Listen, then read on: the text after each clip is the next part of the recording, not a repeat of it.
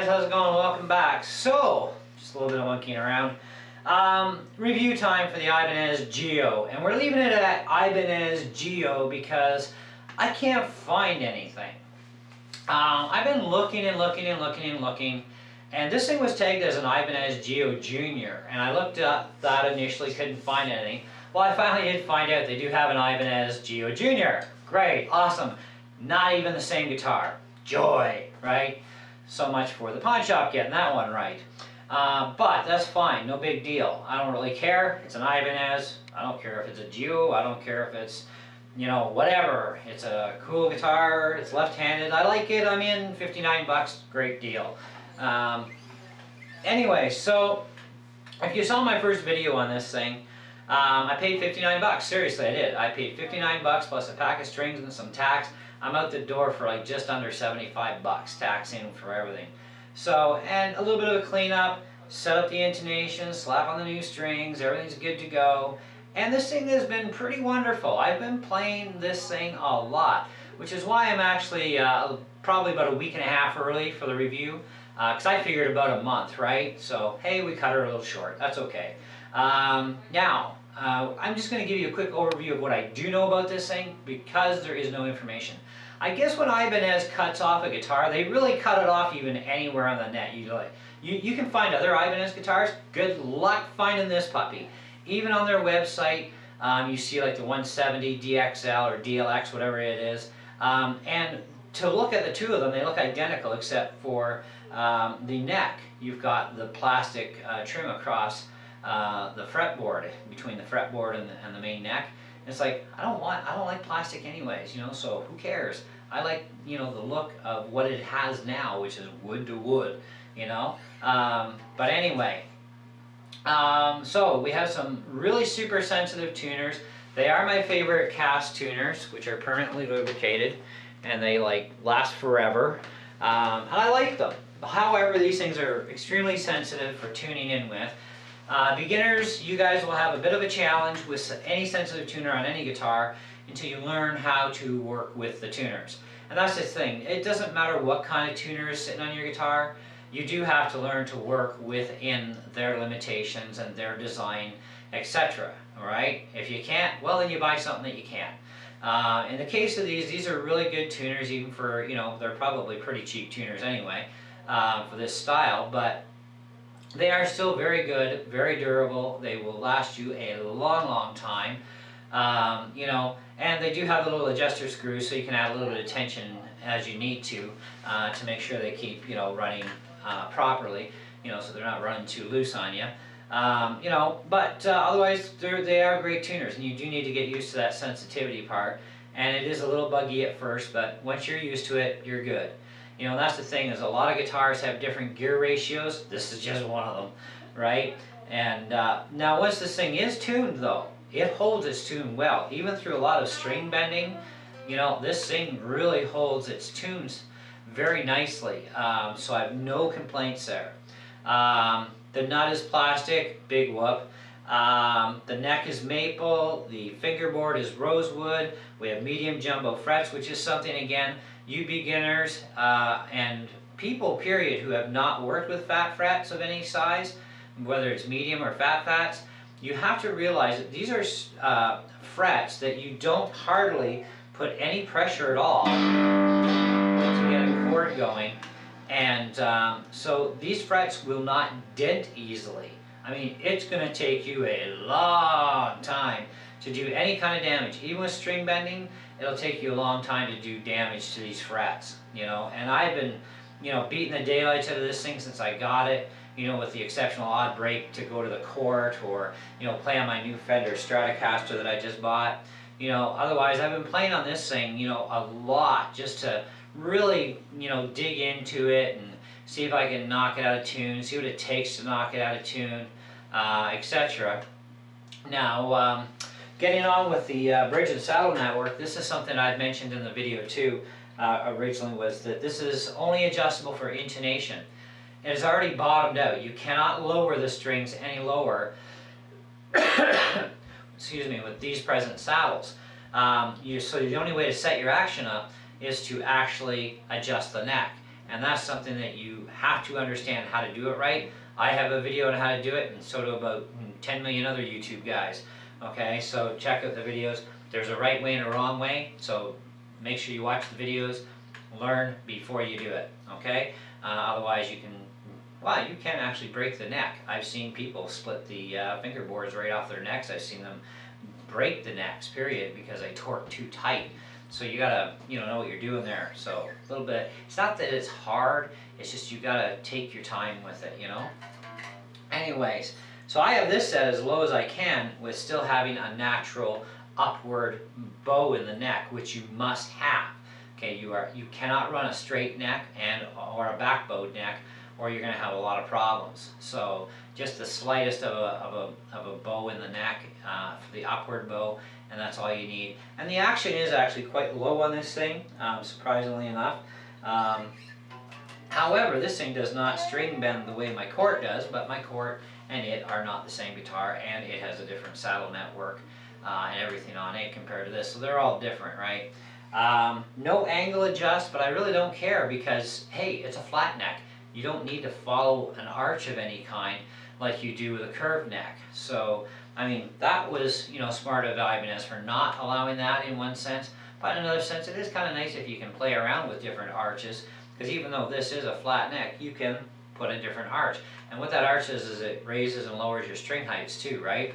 And so the benefit to that kind of a system, even in a flat neck, is that you can get your action down really super low if you want, or you can bring it up really super high and still having your neck set at a good spot, so that everything's working good. And you'll learn as you go how to set things up. But otherwise, I mean, it is a decent setup for what it is. The dual humbuckers, they sound great. They look cool. The single coil pickup, it is nice, but not enough tone control. That's one thing that is definitely disappointing between this one and my Yamaha ERG 121. They have the exact same pickup setup in them, same switch setup, same volume and tone. You need more treble control over the single coil, because the single coil really, it doesn't offer you a lot. Like, I'll turn this just to the single coil here.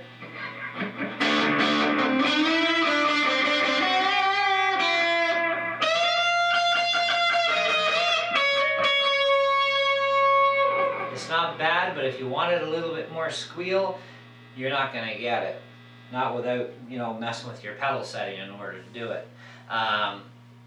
So I would have liked to have the more control here, because when you have more control over your pickups and what they're doing, you change and alter your sound a lot more. You have more access to manipulating sound frequencies, even from the guitar to your pedals to your amp and so on. So it would have been nice, even on my ERG 121, if they would have put 2 tones and 2 volumes. I mean, let's look at an average Les Paul. How many control knobs you got? 4. What are they? 2 volume, 2 tone. That's the way to go.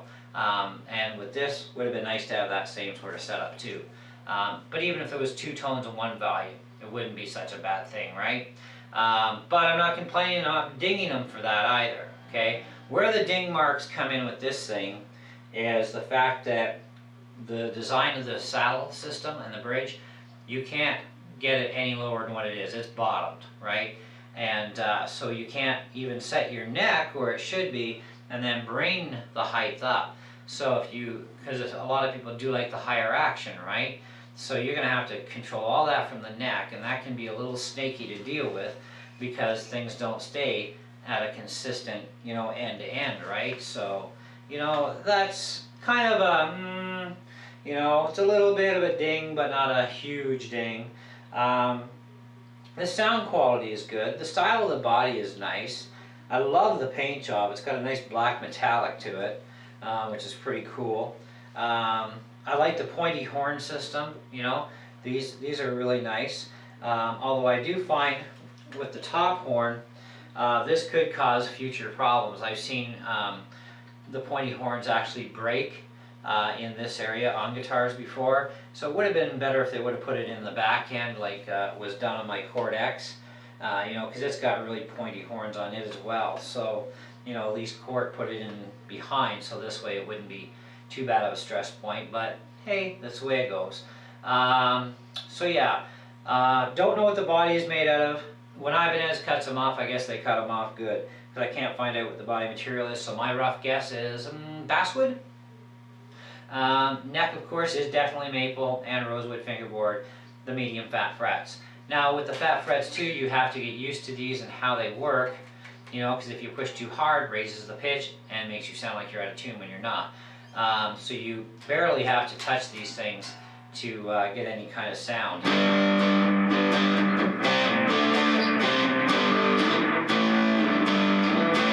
So it makes for having a fast playing neck when you don't have to hardly put any pressure. And that's great also even for beginners, because what's the first thing any beginners whine about? Oh, that pain, my fingers are so bad. Any beginner should be able to jump onto something like this and realize, hey, I don't have to give the death grip. Awesome. I barely have to touch this. I can now play for a half an hour straight, and it's my first day. Okay? The more you put in, the more you're going to get out, right? And a lot of people, when they're breaking in their fingertips, they don't want excruciating pain, and I understand that. Hey, been there, done that, right?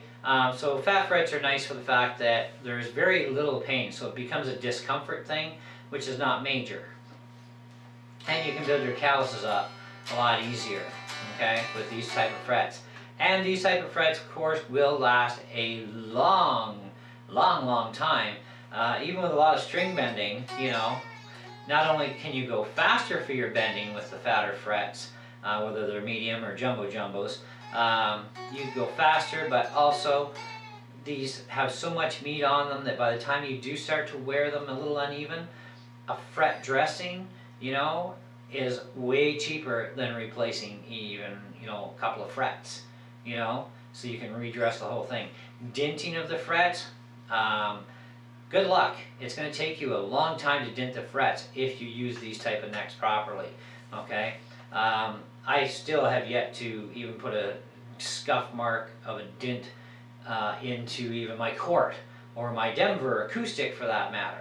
But all my guitars have a medium type jumbo fat fret on them, right? So it's just the way I like them. But anyhow, other than that, hey, 5-way switch is cool. I like the selections they allow with the triple pickup system, because you go from bridge to bridge center to center to center neck to neck, which is nice. So you've got a lot of playability for different tones.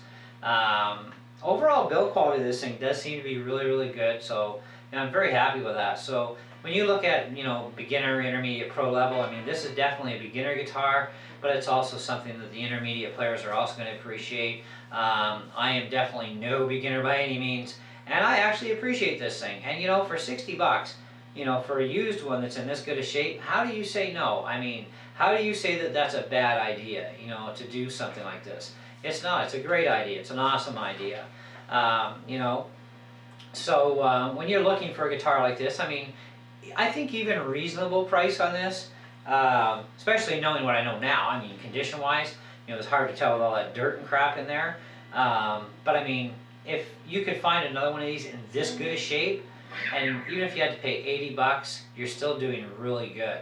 It is still definitely worth an $80, you know, layout, just for the guitar itself. I paid 60 bucks, so 59 bucks really. 59, a pack of strings, out the door with tax in for under 75 bucks. And that was a great deal for a guitar that probably never even really got used at all, you know. So that's good. Brand new price, like I said, can't find it, so don't really know. So we're just going to say under 300 bucks.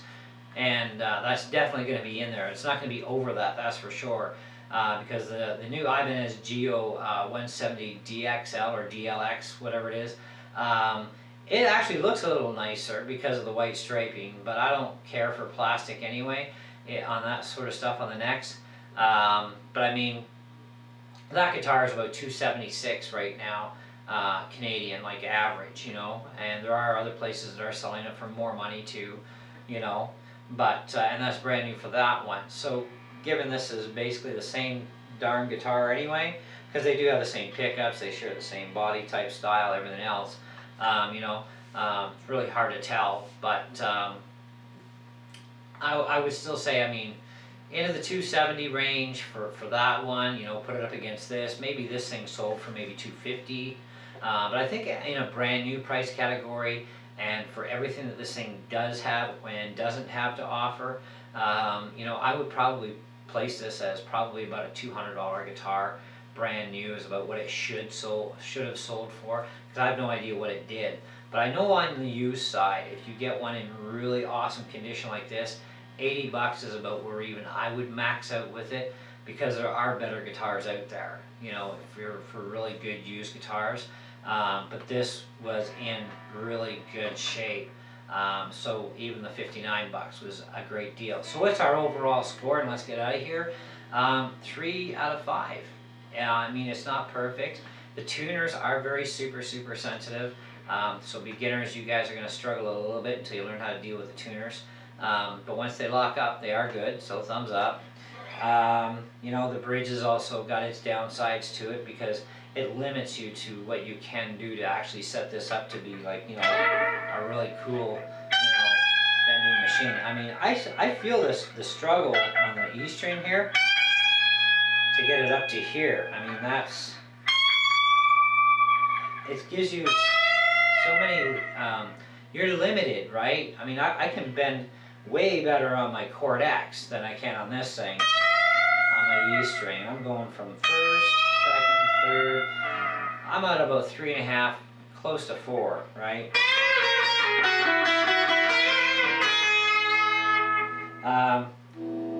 It does hold its tune good, so that's good. Plastic inlays is not the most adorable thing, and that's looking exactly like what they are to me is plastic, but yeah, it's style, right? It's style and it's cool.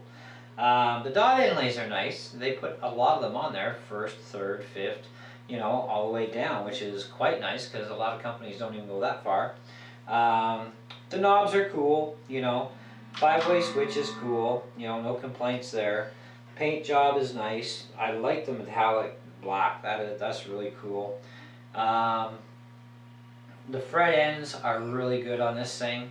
I have no complaints really. They're not. It's not $1,000 or $2,000 guitar, $10,000 guitar. So, it's not smooth as glass, but it's really well done. It is. It's very well done.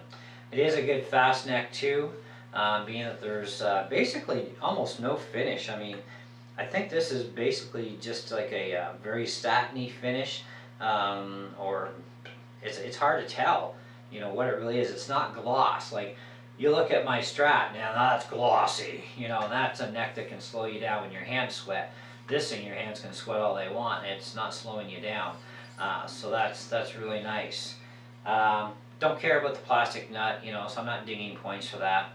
But, I also got to be realistic too when it comes to giving a star rating on anything that I review for you guys. I have to, understand this thing. And there's so much I don't know. Like, I don't know what the body wood is. I have no way of finding out, But if I did, it wouldn't matter, because I've played on basswood bodies, alder bodies, mahogany bodies, and they all have their good and bad points to them. They all have their weight issues. This thing is not very heavy. It's not a ton of bricks. It's actually lighter than my Court, so it's probably basswood, and it's a light piece of basswood, in comparison to a heavier, more denser piece. But still a pretty darn strong guitar, it really is. But that's where we're at. We're at a 3 out of 5, and I definitely would not even consider changing that, to lower it anymore. And I feel that I've had enough play time on this now to give it that good solid 3 out of 5, because that's where realistically sitting at. But like I said, I didn't buy this new, so if I bought it new and I paid, say, $250 for it new, would it be worth a $250, right? I think it's kind of pushing it, but I mean, if your choices are limited, of course, and the next thing down for, a couple of dollars less is actually crappier, well then yeah, go for the $250. I think $200 is more than fair for this thing brand new. But I mean, if you had to pay the $250, then yeah, I'd probably pay it if I had no choice, but it was nice to have a choice. And for 59 bucks, definite thumbs up on this guitar, guys. So anyways, that's it. That's all. Feel free to leave your comments as always. You know what to do. And we'll definitely catch you guys in the next video.